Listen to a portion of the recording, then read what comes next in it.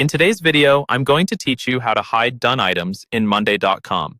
If you've been using Monday.com for a while, you probably know how quickly a board can get cluttered with completed tasks. It's great that the work is done, but seeing every finished item alongside what still needs attention can be overwhelming. In this tutorial, I'll walk you through a simple way to hide those done items using filters, so you can focus only on what's active.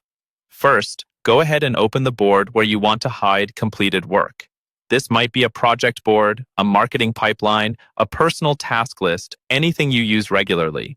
Make sure you're on the main board view so you can see your columns and items. Now look toward the top right corner of the board.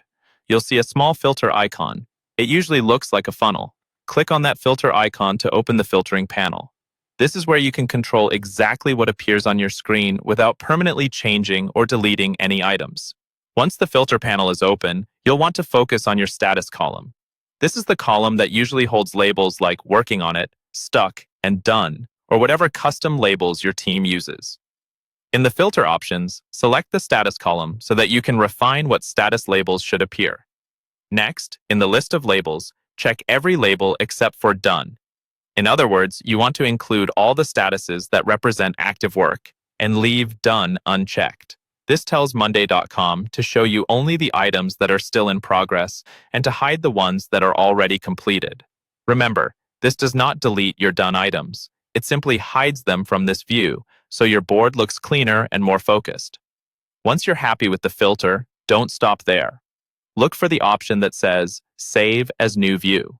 Click that and give this view a clear name, something like Active Tasks or In Progress Only. Saving it as a new view means you can come back to this filtered layout anytime with a single click, instead of recreating the filter from scratch.